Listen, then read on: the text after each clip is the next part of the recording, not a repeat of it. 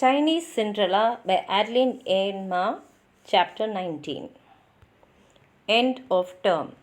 It was the last day of term. Classes had finished, and we boarders sat in the lounge waiting for our parents to take us home for the summer holidays. Eleanor Liu was wearing her good shoes with the 2-inch heels, examining herself in the mirror and fluffing up her hair. I must admit, my bangs are rather nice, even if I say so myself, she announced. They certainly look better than your legs, replied Monica unkindly, thereby drawing attention to her own slim, well shod feet. It was true that Eleanor's legs did appear somewhat fat and beefy in comparison as she trotted around unsteadily on her high heels. The problem is, I love to eat too much, Eleanor said candidly with a giggle. Remember yesterday when we had a discussion on crocodiles in Marmin, that is horseface, Valentio's science class? I was wondering how barbecued crocodile meat would taste when Marmin suddenly asked me whether crocodiles have lungs. As long as their meat tastes good, who cares how they breathe? That's why you are such a marvelous cook, her loyal friend Irene Tan exclaimed. Everything is reduced to a recipe in your head. Do you remember the discussion we had in English class on the word serendipity? We all burst out laughing. Our English teacher, Mother Louisa, had just defined the meaning of serendipity as a discovery by accident of things which one is not in search of. Now, girls, I want you to give me some examples to illustrate this word and make it come alive for the class, she instructed. Rachel raised her hand. How about the discovery of America by Columbus? He was looking for a shortcut to the East Indies when he came upon a whole new continent. Very good indeed. Another example, girls? Last Sunday, my dad was telling me about the Korean War, Daisy Chen said. He read in the newspapers that many badly wounded American soldiers were being saved by this medicine called penicillin. 10 years ago, they would have all died. Apparently, an English doctor in London called Alexander Fleming dropped some mold on a plate of germs and noticed how all the germs around the mold got killed. That's how he discovered penicillin, completely by accident. This is another excellent example. How do you remember last week's lesson on the word galvanism? Can we combine the two concepts, serendipity and galvanism? The previous week, Mother Louisa had said that the word galvanism came from a man named Luigi Galvani, who first noticed a frog's leg muscle twitching when its nerve was stimulated.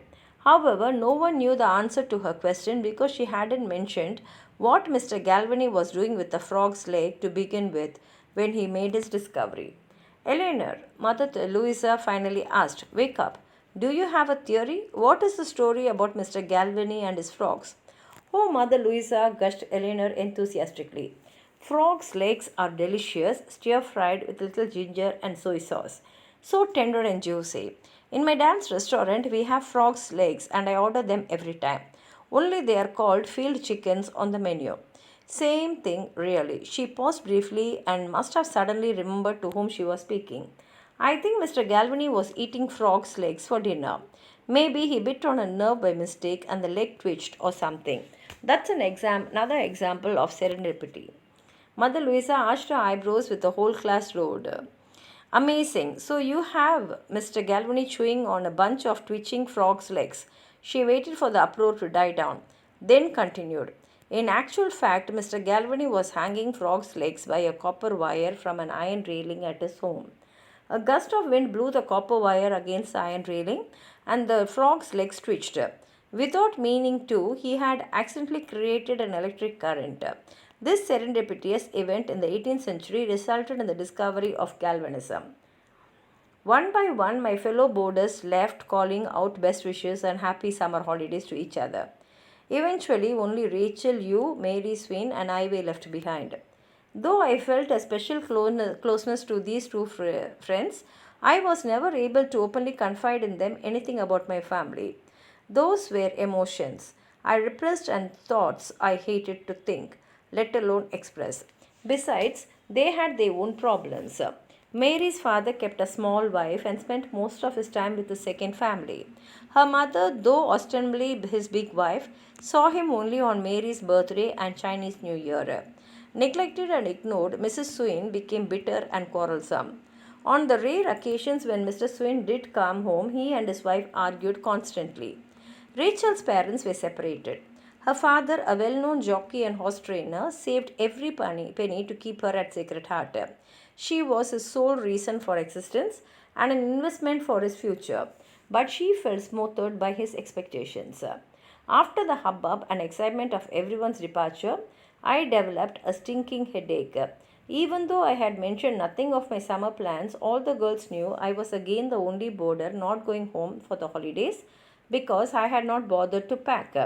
It was hard to be the only one left behind time after time, and I couldn't help feeling sorry for myself. Mary and Rachel were probably staying around deliberately for as long as possible to keep me company. Did they sense my mood? I sauntered out into the balcony and they followed me. It was getting dark and lights were coming on all the way down the slope, across Victoria Harbour and into the peninsula. We could see the giant ships dotting the bay below and well lit ferry boats moving smoothly to and fro between Hong Kong and Kowloon. I was seized by a longing to escape. More than anything, I told them, I yearn to grow up, get out of here, and see the world. Wouldn't it be wonderful if the three of us could sail away together on one of the big boats down there to all those countries we have been reading about? Japan, England, Australia, America. We must get away, stand on our own 2 feet, and create our own destiny. Let's make a pact, Rachel said, that we will always be there for each other wherever we may be. Solemnly, the three of us placed our 6 hands on top of one another and made a giant fist. Thank you.